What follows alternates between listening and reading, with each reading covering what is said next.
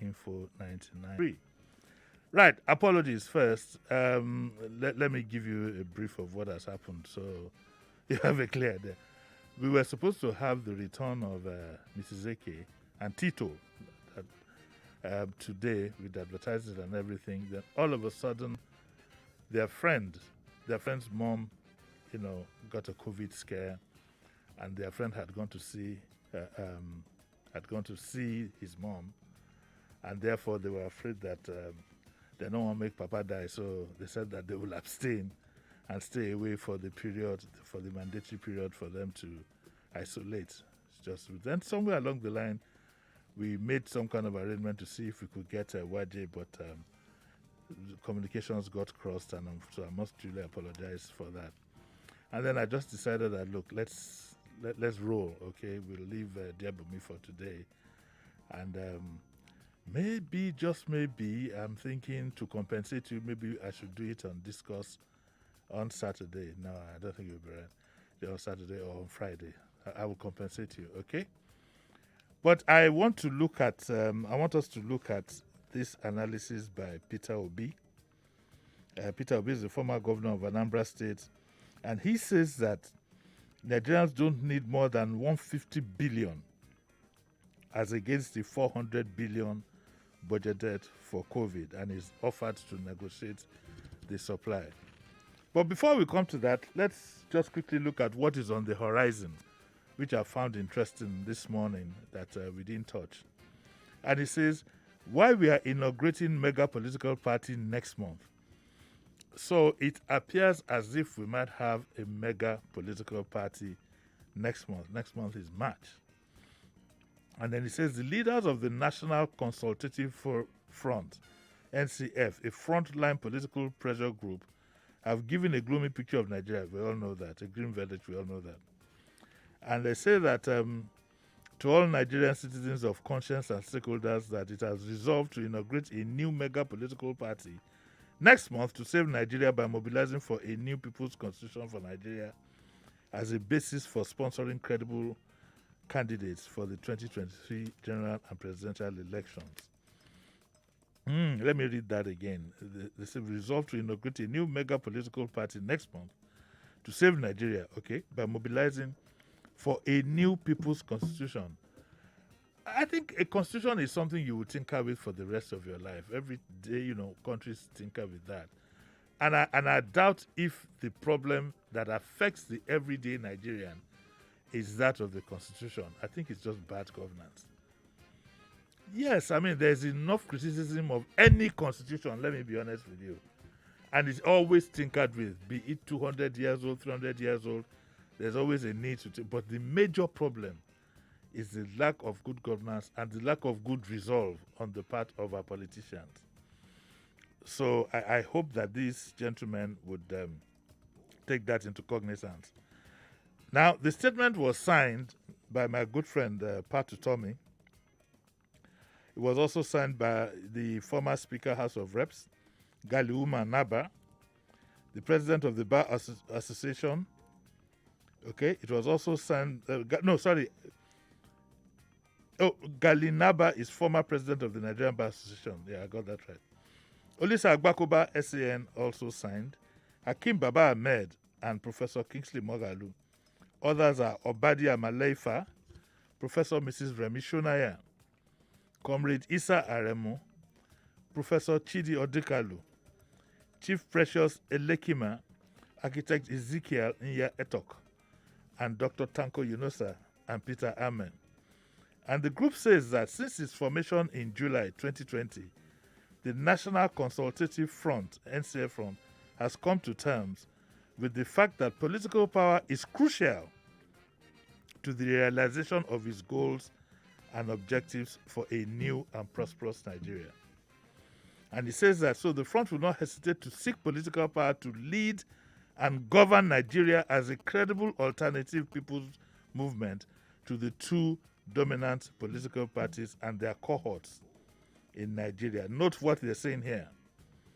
The front will not hesitate to seek political power to lead and govern Nigeria as a credible alternative to the two dominant political parties. And one of the questions that I'd love to ask is, Does it mean they will not take any members of the two major political parties into their fold? That I would love to see. And he says that to this extent, we wish to say that the NC front will not be fixated on the power politics of 2023. But rather in first mobilizing Nigerians for a brand new people's constitution that can enable Nigeria work for all and be rid of corruption and self-aggrandizement in politics and in government. I don't think I agree with this strategy. The implication of what I'm saying is that this movement or party, whatever it is, are virtually implying, they're not saying, but they're implying that they might not run for political office in 2023. But that's where everybody's mind is. As we move towards the end of the year, the frenzy is going to pick up. And it's indeed a lot of things that you see today, are being propelled by the politics of 2023. That's what we're having. Okay, so that's what it is. It'd be nice to know what you think. Our lines are open, 0700 993 993 993. And also our Twitter handle, Nigeria Info FM. But please tag at Jimi Disu so I can read it on my device. And very quickly, let me also tell you that the federal government has begun the sales. If you're interested in designer's jewelry, if you're interested in either the wristwatch or the kiletimpe or the rings or whatever, they're up for sale. And the Bade's house too is up for sale. Okay, and all other forfeited assets are going to be put up for sale. It's quite a number of things that we have here. Let me take one or two calls on this new political party. Then we'll come and sit down and look at what Peter will be saying thoroughly. Hello. Yeah, Uncle Jimmy. This is Kelvin, Abi. Yes, thank you. Good morning. But you didn't start with your normal. You're not sounding bright. What's the problem? I'm okay now. Yeah. It is a country. It's not brightening at all. We're in the whole thing looks, shady, and we are like in a dark cloud. Yes. But what you just said now, I've stated on this platform before, and I've always insisted, and it's there for everybody to see, that countries like the United Kingdom, Israel, and New Zealand don't have a written constitution. Yes. And they operate very well. They operate on their laws. You see, when we want to make excuses for our failure, we bring all sorts of things out. Even America, the great America, that has a written constitution, they keep amending it. Even the one they are amending, does it stand? Many years ago, Abraham Lincoln signed the 13th Amendment that abolished slavery. Discrimination against blacks, has it stopped? Is it not recently we heard about the Black Lives Matter? Yes. So let us work on what we have already. Some people have told me, restructure, this and that. No problem. I'm not saying it's not good. But work on what you have on ground. For example, the states who have the exclusive and concurrent bill law on at hand. The states have some prerogative over health and education. How well have they done with that? All the excuses we have that it is the federal, let us change the constitution. Then some people will make it matter worse. Let us separate. As if we will separate, that's anybody's problem. So let us stop making these unnecessary excuses. The political parties should get their priorities right. What are they coming for? Because we need a change, not the change we had in 2015. No, we need the actual change. We need the actual change to move us out of where we are not. We are in a mess. When you see countries that are prepared for leadership, you see the man in UK coming out every day to talk to his people, to move. That is leadership. You see the new man that just came in America. Is he sleeping? Is he joking?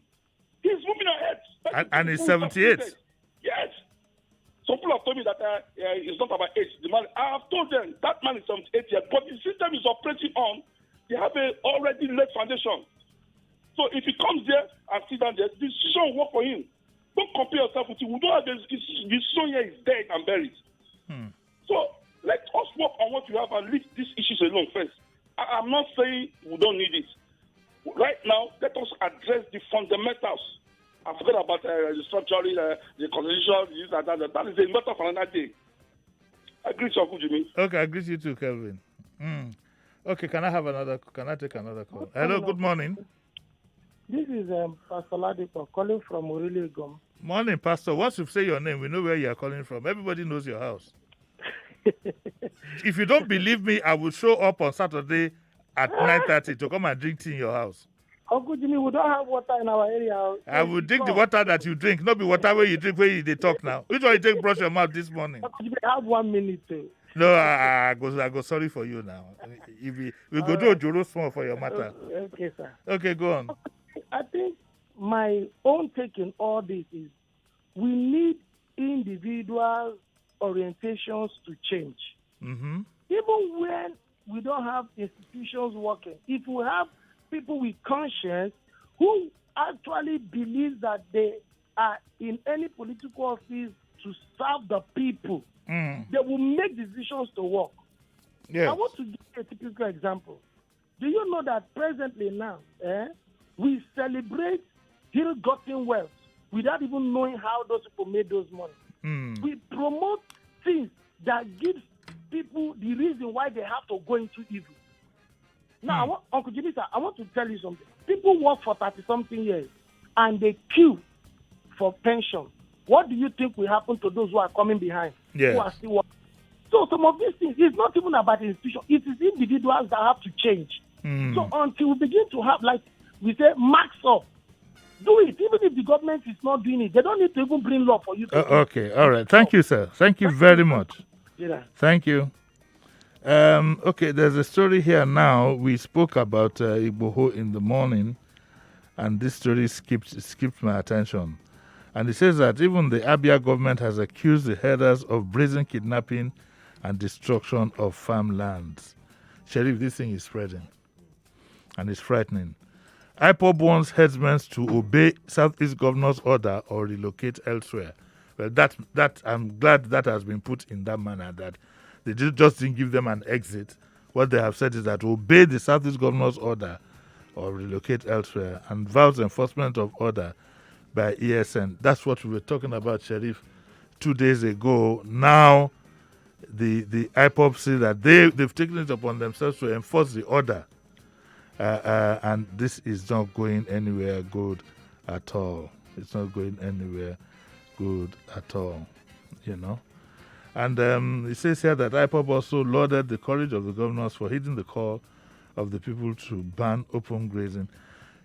Sheriff, sorry to, drag you into this, but isn't there something the federal government should do or could do to look at the situation in a wholesome manner with some resolution to cross the ring plan? Do you think of that happening? No, not at all. Even if they're doing anything, we can't.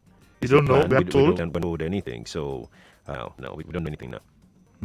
Because what I was saying here is that they should, anybody interested in training should either be a rant, or leave. When we come to build a rant, that you land. We know the politics of that. Why doesn't the government build a ranch and then charge those who bring the cattle there? Does that make sense? It does, actually. If you have motor parks for vehicles, then build branches across the states, and then you can charge either per cattle head or per whatever it is. Because the funny thing is, all these cattle actually don't even belong to these people. Exactly. I'm even told that a lot of the people who own the cattle themselves are Yorubas. People who have invested in this cattle. And once we talk about open ranching and stuff like that, that is just one side of the equation. Right. My take is that the real criminals are not even involved in any cattle rearing. My take is that the real criminals are vagabonds that are going, and it's not restricted to Nigeria. They have the same problem in Ghana. They have the same problem, I think, in Cameroon. Mali, all this. A lot of these people are not even Nigerians. So I wonder why we don't hear any form of because these people are almost as bad. Some of them are almost as bad as Boko Haram. What we heard also is that a lot of them are the leftovers from the mercenaries who went to fight in Libya and so on and so forth. The war in Libya. And this the federal reaction to this is it's quite sad and lackadaisical. Our president is not talking to us. We don't know and what makes it worse is that he's being accused of complicity, which of course is false. I don't believe in that narrative that because the president is Fulani, that's why it's. I don't believe that, and I mean it from the bottom of my heart. I don't believe he's so inclined. But you see, his inactivity is mind-boggling, and it's difficult to understand. Let me let you continue your work. It looks as if you are calculating something. I saw you're calculating some money on your phone. But I'm reading a story here. Oh, okay. Do you want to know? Yeah, let me know. Okay. As long as is it readable? Yes, it is. Oh, okay. It is. Sunday Igboho, the Sunday Igboho. He was on a virtual whatever last night, and he says something about the Oni of Ife, Yoruba leaders, and everybody keeping quiet because they've been bribed. That is an unfortunate statement. It is here. It is here. Should I read it? What paper is it? Because in the social media we need to be careful. This is Daily Post. I think we need to be a bit. I doubt if Son Ugboho will be saying that the Oni and Co have been bribed. They quoted him. Read the quote. Let me. Are you sure you want me to read it? No, I mean, but okay. I doubt. So, I doubt. Let me read it. Let me read the quote. Yes. And I'm quoting now. When Oni visited Buhari, the president received him by standing up, but he said something I don't like. That is why the Alafin called me. He wants to tackle what Oni said. Oni should be able to tell Buhari about what Yoruba want. But he has collected dollars from Buhari. He called me, but I don't want to see him. No, if he said this is completely irresponsible. Yeah, I don't subscribe to that. It's completely irresponsible. And I doubt that Sunday Igboho would say that.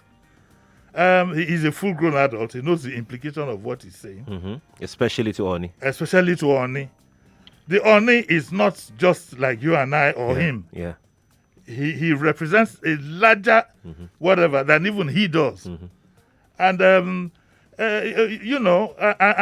for he that he admitted that Tinubu gave him 2 million for petrol money, he should know that the Oni definitely would not. In any case, I heard long time ago that the Oni had a very good private relationship with Buhari. And apart from that, you don't expect an Oba, the foremost Oba, well, I don't want to get into the controversy. Yeah, that's... to go and be doing muso in front of the president and raving. And it doesn't work that way. Yorubas are known to be diplomatic. Yorubas are known to be restrained. And I think we do need to be absolutely careful. Why would you say that the Oni has taken dollar? I doubt the authenticity of this story. I'm sorry to say. I doubt it that he would say that. If he did, it would be very, very, very unfortunate. Very, very, very unfortunate. You see, it is to play on sentiment because the government itself has left that option wide open. Right. But saying, who is called the bill of all this? A bill is coming. And at the end of the day, it might not be palatable. The bill we're giving might not be palatable. So we do need to be very careful. What if he's saying the truth? No, that is not the issue. Come on, adults here. Whether it's not, is neither nor there. In any case, Buhari is not going to give Oni dollars now. I mean, come on, let's grow up now and let's stop being mischievous. The Oni, yes, of course, would go in a very conciliatory tone. Oh yeah, so it's actually, it could be true because Punch just posted the same story. Oh no! Oh no! Let's take a break. Oh no! We should go on a break. We should go on a break. You see what we are seeing. Yeah. I hope people realize that if care is not taken, what we are seeing is a quiet revolution that would consume even those who started it. Right. What we are seeing, if in public you have somebody like him who says that the Oni took dollars and is not telling the truth, then we have a quiet revolution brewing. A quiet revolution coming up, and some of those who are riding this tiger will end up in his belly. Let's take a break. Then let me face this vaccine story a bit.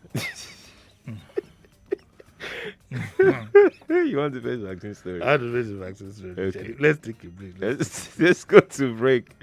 We'll be right back. Hello, this is a public service announcement to our dear customers that don't have NIN or are yet to link their NIN to their MTN lines. As mandated by the NCC, MTN will be linking your national identification number NIN to the same registration information you have already provided to make the process easy for you. Here are 2 simple ways to get it done. Log on to my MTN app or dial *785*NIN#. If you don't have a NIN, visit www.nimc.gov.ng to find an enrollment center near you. If you have registered but can't remember your NIN, dial *346# with the phone number you registered at enrollment. Please remember, apart from your primary line, you must also link your NIN to all your MTN lines and data SIMs such as MiFi, HiNetFlex, and any other line you use on the MTN network. This announcement is very important. To avoid disconnection, all lines must be linked before 9th February 2021. Hello. This is a public service announcement to our dear customers that don't have NIN or are yet to link their NIN to their MTN lines. As mandated by the NCC, MTN will be linking your national identification number NIN to the same registration information you have already provided to make the process easy for you. Here are 2 simple ways to get it done. Log on to my MTN app or dial *785*NIN#. If you don't have a NIN, visit www.nimc.gov.ng to find an enrollment center near you. If you have registered but can't remember your NIN, dial *346# with the phone number you registered at enrollment. Please remember, apart from your primary line, you must also link your NIN to all your MTN lines and data SIMs such as MiFi, HiNetFlex, and any other line you use on the MTN network. This announcement is very important. To avoid disconnection, all lines must be linked before 9th February 2021.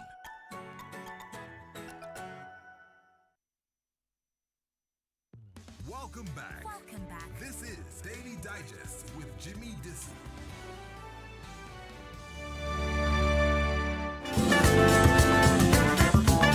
You're listening to Jimi Disu, right here on 99.3 Nigeria Info.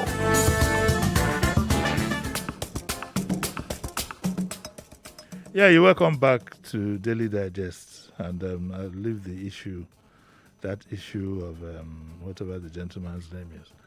But I hope that what I see ahead is nipped in the bud. When you have an individual, no matter his sphere of influence, attacking a traditional ruler of the whatever of Oni, then you know there jolly well could be trouble ahead. So I hope those who have the authority and the power to do so will nip this in the bud. That's the best I can say. Now let's get down to the other story here. 150 billion, not 400. I'm sure you can see that my spirit is a bit low now, but I'll bring it up.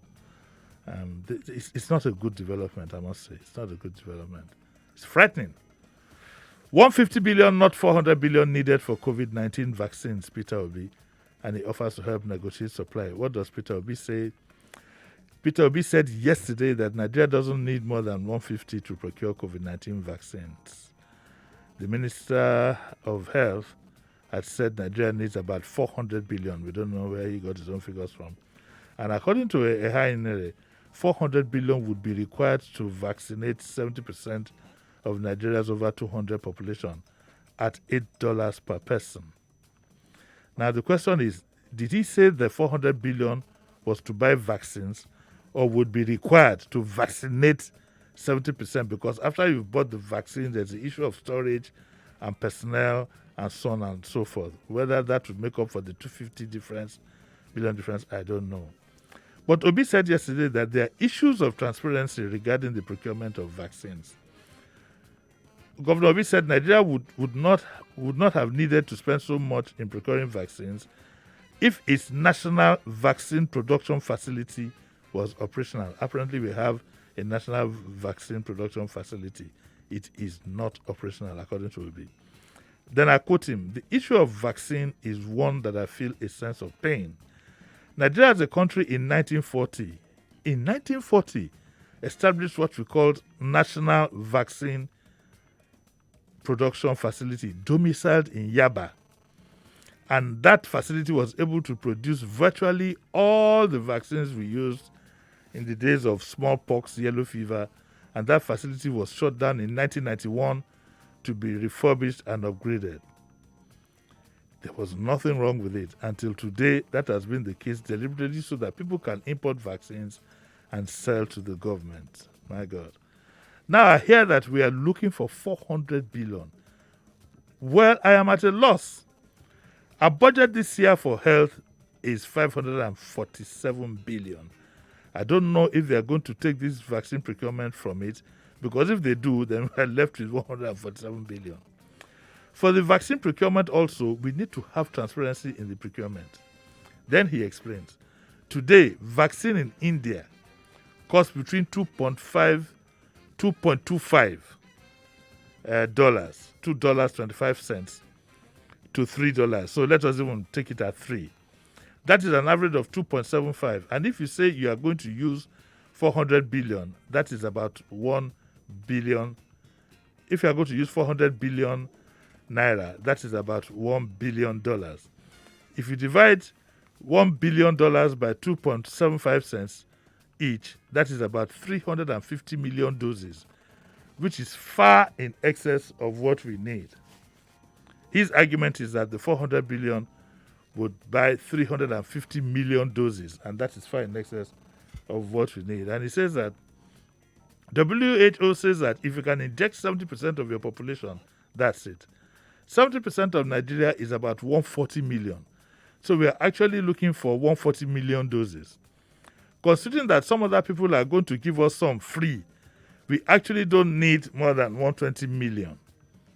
But even if you are buying 140 million, we just need about $380-something million, which is about 150 billion, to buy it.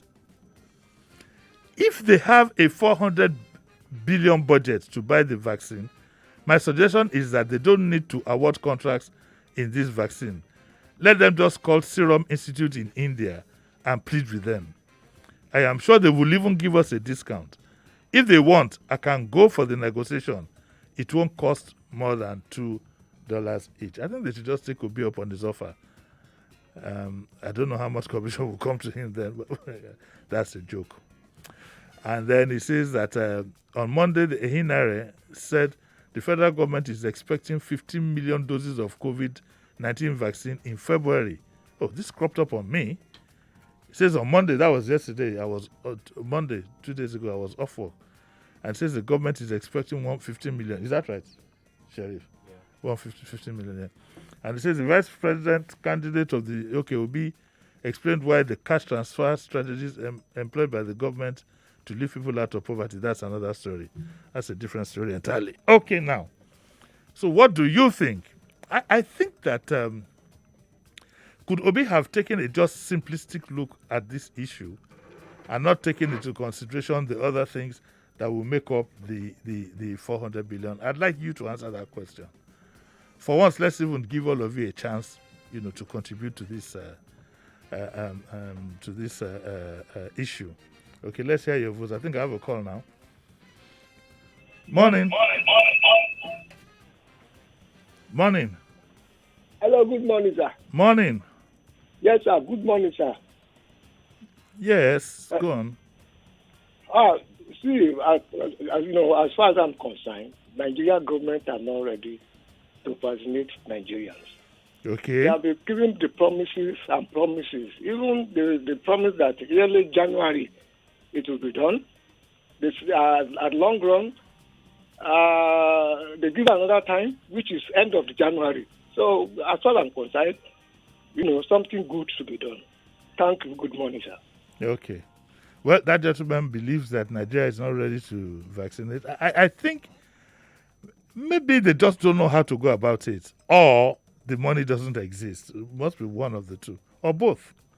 Next caller, please. Hello, morning. Morning. Hello, everyone. Morning, sir. Good morning, Uncle Jimmy. Yes. You two, you not allow Sheriff to relax. We've been talking to Sheriff that used to pull your choke, but you are the one that push Sheriff choke all the time. If you don't call Sheriff, you call Philip. Okay, point noted. I know that's a joke though. Oh, yeah. Next caller, please. Hello. Hello. Hello, good morning. Morning. Yes. Yeah, go on, please. My name is Kyle. Hello? We missed that. Hello, morning. Good morning, sir. Morning. Yeah, I want to ask this vaccine and with nature of our country here for the storage.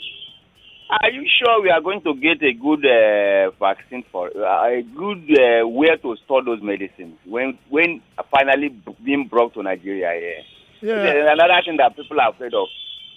There's nothing to be like me. I'm afraid to even take it because I believe that due to the condition of our power in Nigeria here, and there's no production of refrigerator or any other thing there that can be stored with those things, I think it's dangerous. Because you can be taking it, not know that you are taking an expiring drug or spoiled drug.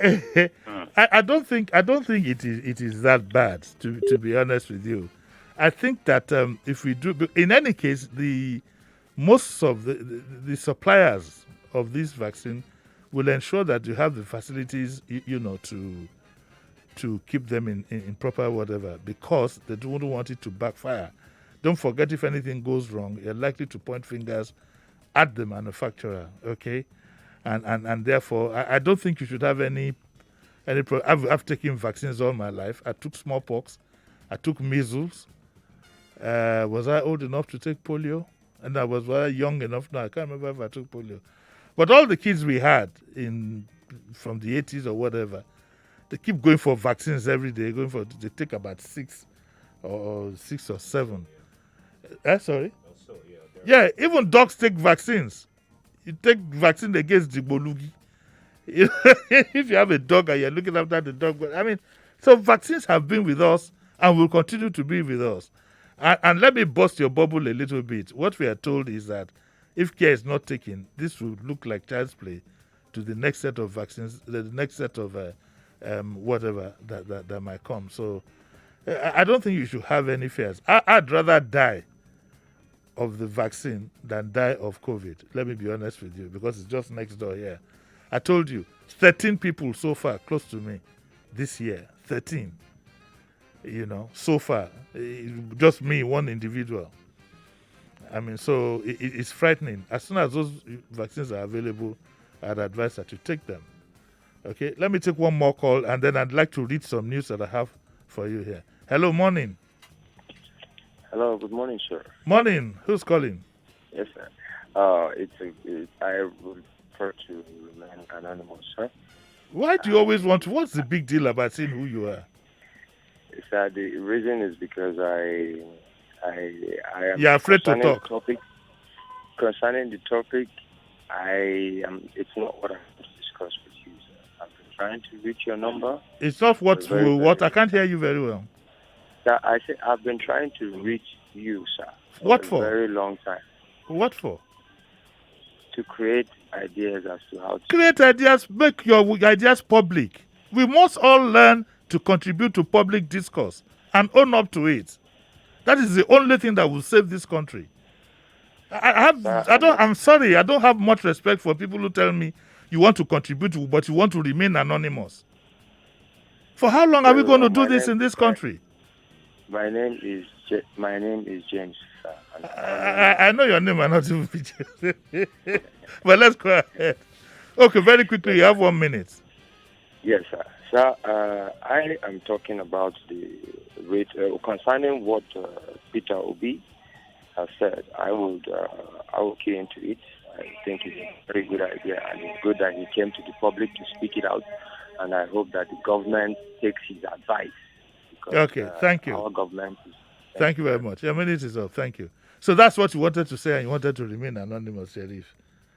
It's okay. I thought you were the vaccine. I thought it was going to that because I'm the business. This news that I have before I go and this time up.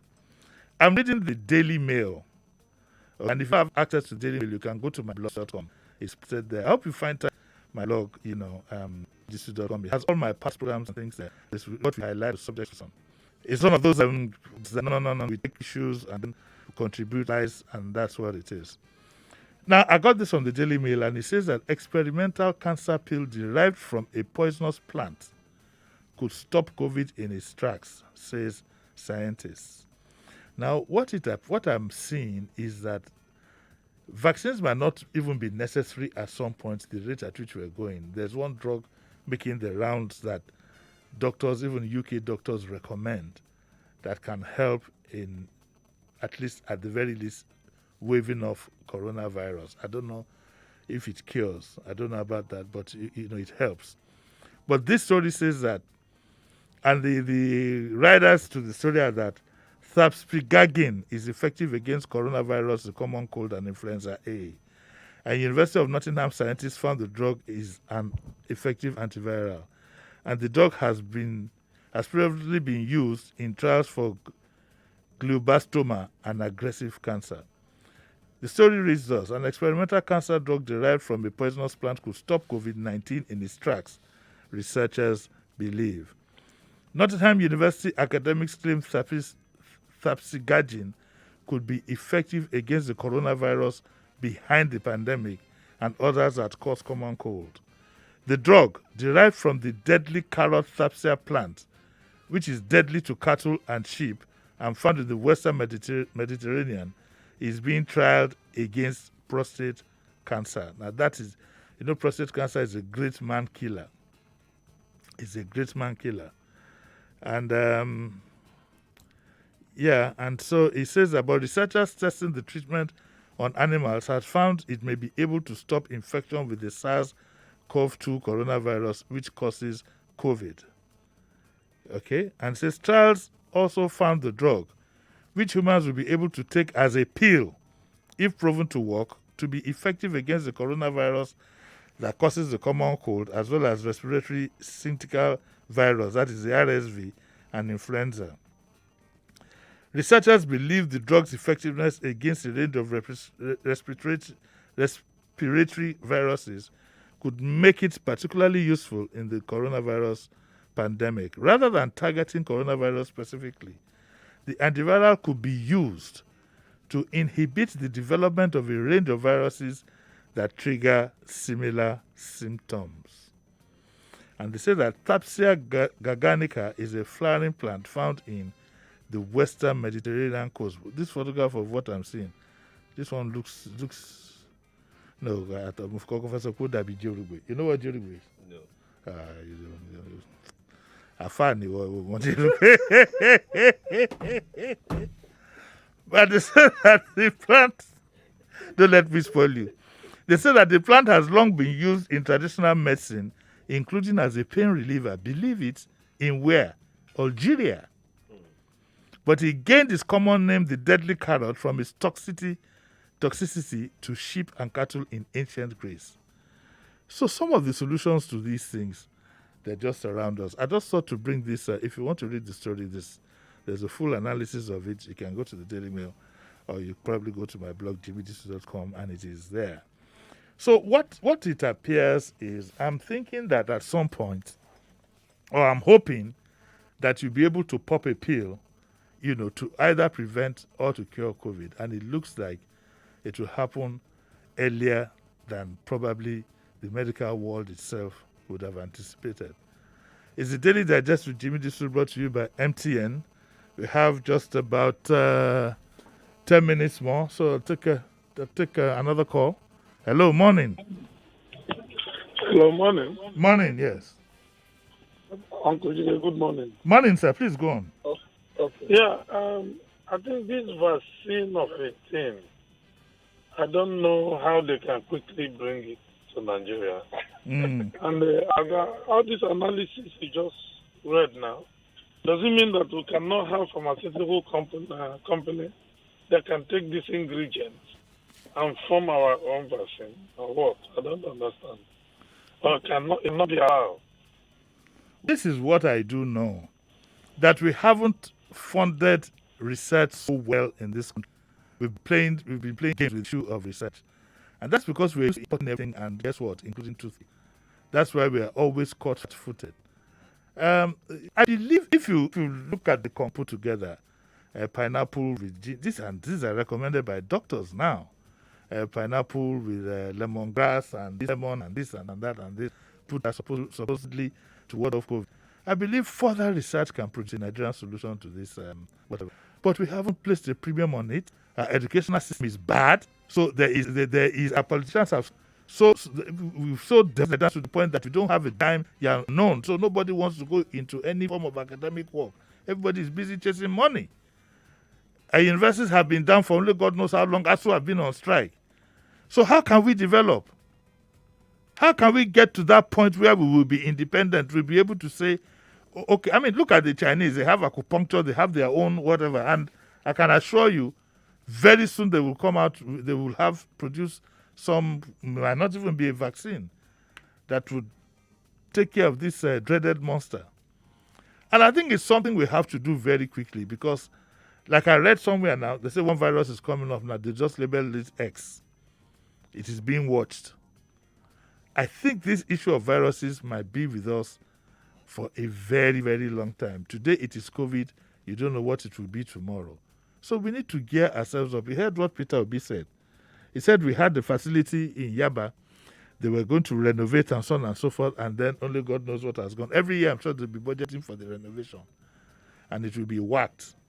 It's part of what is usually taken out of the cookie jar, swiftly but surely. One more caller, please. Hello?